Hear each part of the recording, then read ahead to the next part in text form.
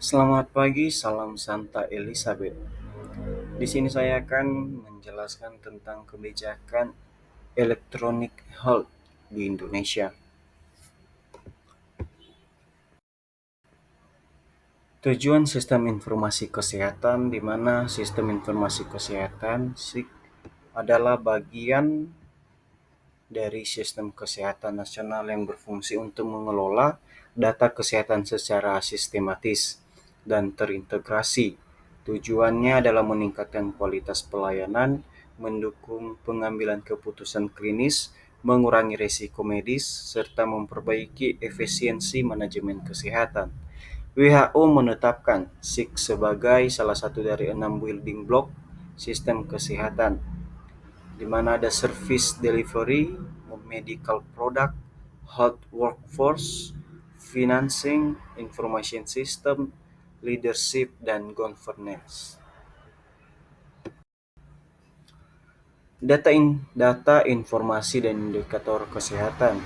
Data kesehatan merupakan sumber daya strategis untuk kebijakan dan perencanaan data yang valid, harus melewati tahap input, proses, dan output hingga menjadi informasi. Informasi berkualitas harus akurat, relevan, dan tepat waktu. Indikator kesehatan seperti AKI, AKB, cakupan imunisasi, dan K1 sampai dengan K4 antenatal care digunakan untuk menilai derajat kesehatan masyarakat. Sumber data dan informasi, di mana sumber data SIK meliputi data primer seperti wawancara dan observasi, dan data sekunder seperti laporan, registrasi, dan survei.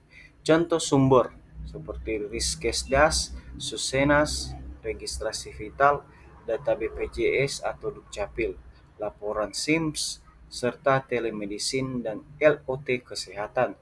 Sumber modern seperti aplikasi Halodoc, ASIK, dan wearable device semakin memperkuat ekosistem data kesehatan.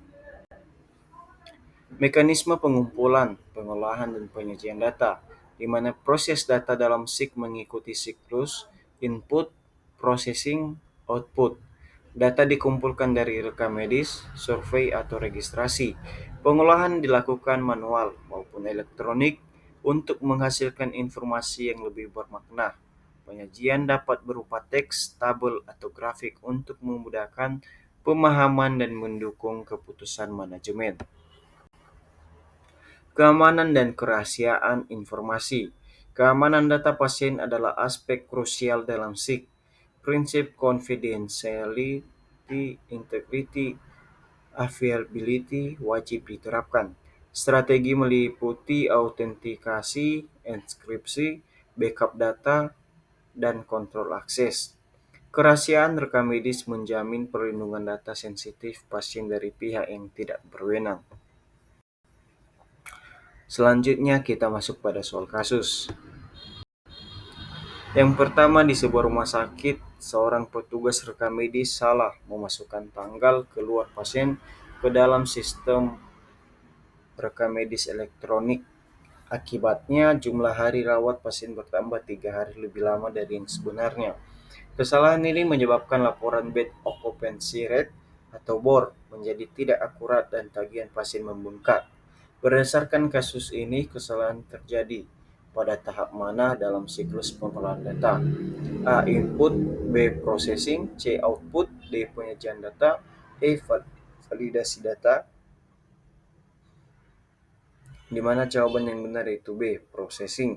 Sesuai dengan Hidayat 2019 dan Sutarman 2009. Yang kedua, ada seorang dokter menggunakan aplikasi telemedicine untuk memberikan konsultasi jarak jauh kepada pasien di daerah terpencil. Semua data dan percakapan, hasil pemeriksaan, dan resep obat dikirim melalui aplikasi tersebut dengan sistem enkripsi ujung ke ujung, sehingga hanya dokter dan pasien yang dapat membacanya. Prinsip keamanan informasi apa yang paling ditekankan dalam kasus ini?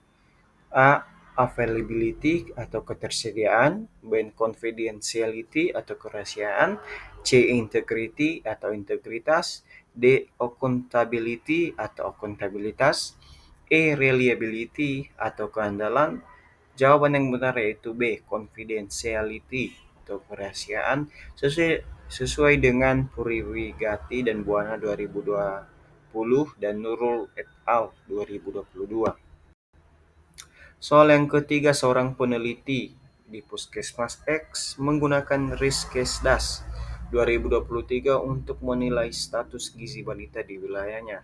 Data tersebut sudah dikumpulkan oleh Kementerian Kesehatan dan Badan Pusat Statistik (BPS) melalui survei nasional. Berdasarkan jenis sumber data apa yang digunakan peneliti tersebut? A. Data primer, B. Data sekunder, C. Data tersier, D. Validasi, E. Data operasional. Jawaban yang benar itu data sekunder, di mana sesuai dengan Hidayat 2019 dan juga Lince, Susiati, dan Zulkifli tahun 2020 sampai 2022. Baik, demikian yang bisa saya sampaikan. Mohon maaf bila ada salah kata dalam penyampaian saya dan juga bila ada kekurangan dari informasi yang saya sampaikan. Demikian, salam santai Elizabeth.